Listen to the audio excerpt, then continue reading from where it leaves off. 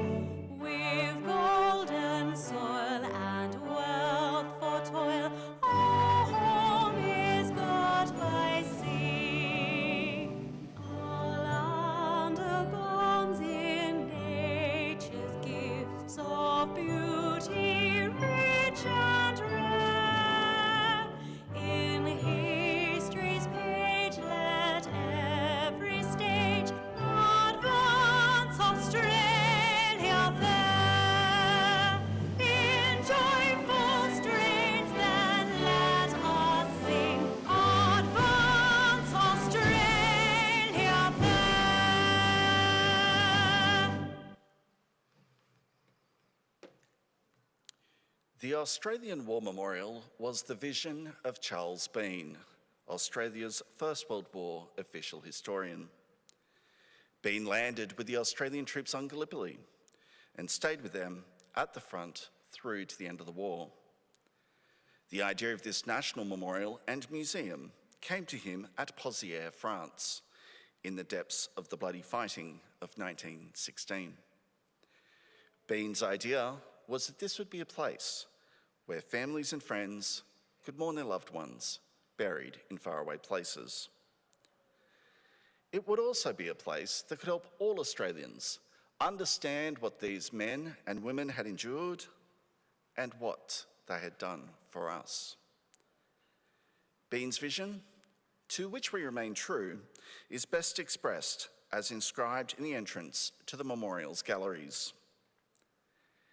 Here is their spirit, in the heart of the land they loved, and here we guard the record which they themselves made.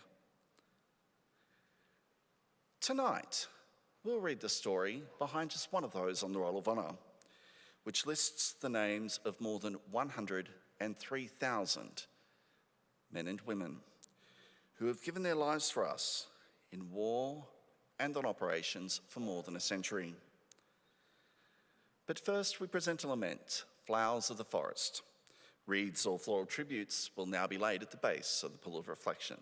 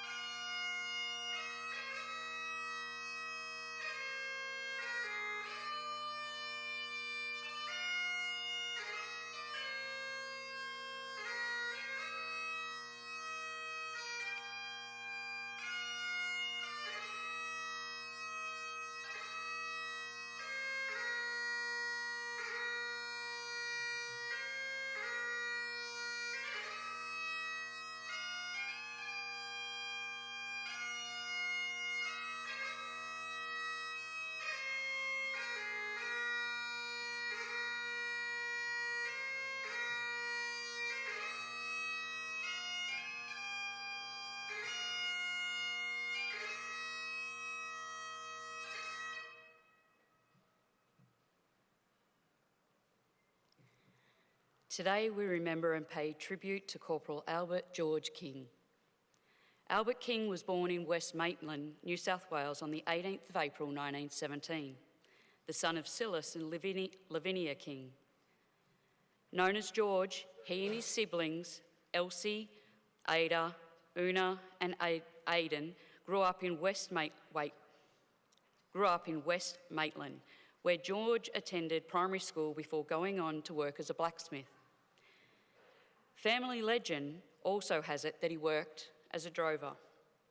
King was mobilised for duty in the militia on the 6th of August 1940.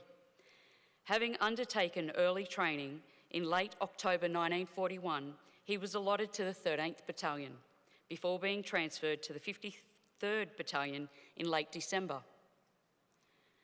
Known as the West Sydney Regiment, the 53rd Battalion had merged with the 55th Battalion, the New South Wales Rifle Regiment, in 1937, before the two units were separated again in October 1941. While both battalions served in Papua in 1942, the 55th and the 53rd had very different reputations. The 55th demonstrated good potential for active fighting, but the 53rd fared poorly when it came into action for the first time along the Kokoda Trail and was later disparagingly called that mob. King demonstrated leadership ability and was promoted to acting corporal in April 1942. Embarking from Townsville on the 17th of August 1942, he soon arrived in Port Moresby, joining the 53rd Battalion in September. The following month, the 53rd and the 55th Battalions again merged to form the 55th and 53rd Battalion. In early December, the 55th and 53rd was flown to Port Moresby over the Owen Stanley Range to Popondetta and Dobo Dura.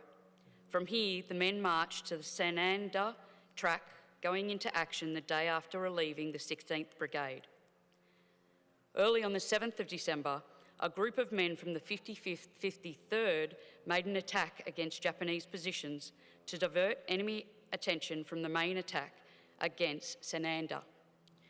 The remaining men of the 55th, 53rd joined the 49th Battalion in the main battle. However, the units could not penetrate the strong Japanese fortifications and suffered heavy casualties. The battalion went on to patrol the fringes of the Japanese positions, drawing fire in order to deplete the Japanese of ammunition supplies. On the 19th of December, the 55th, 53rd made an unsuccessful attack on Sananda, with more than 100 men of the battalion killed or wounded. Among the dead was Corporal Albert George King. He was 25 years old. After the hard fighting at Sananda and later on Bougainville, the 55th, 53rd overcame the stigma of being known as that mob. After the war, Brigadier John Stevenson, commander of the 11th Brigade, and Lieutenant General Stanley Savage, the Australian commander on Bougainville, singled out the men of the 55th, 53rd for praise. Today, Albert King's remains lie buried in Port Moresby War Cemetery underneath the simple inscription, "His job nobly done." His name is listed on the Roll of Honour on my left among almost 40,000 Australians who died while serving in the Second World War. His photograph is displayed today by the Pool of Reflection. This is but one of the many stories of service and sacrifice told here at the Australian War Memorial. We now remember Corporal Albert George King, who gave his life for us, for our freedoms, and in the hope of a better world.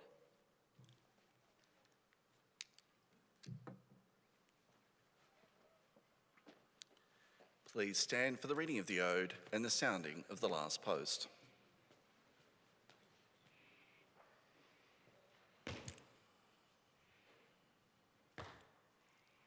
They shall grow not old as we that are left grow old, Age shall not weary them, nor the years condemn. At the going down of the sun and in the morning, we will remember them. We'll remember them.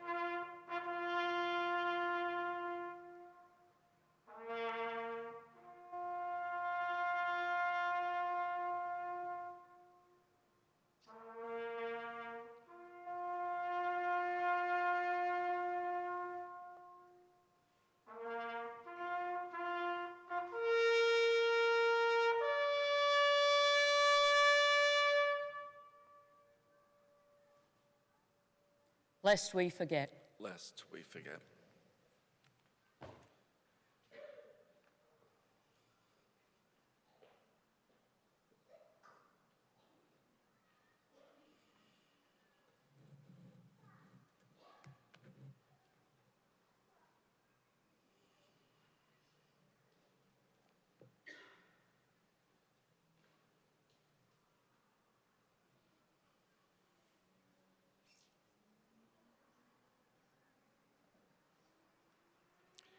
We leave you this evening with the words of the memorial's founder, Charles Bean. Many a man lying out there at Pozières or in the low scrub of Gallipoli with his poor, tired senses barely working through the fever of his brain has thought in his last moments, well, it's over. But in Australia, they will be proud of this. Ladies and gentlemen, girls and boys, that concludes the last post ceremony. On behalf of the director, staff and volunteers, thank you for visiting the Australian War Memorial today and for your continued support during the Memorial's development project. We wish you all a very pleasant evening. Thank you.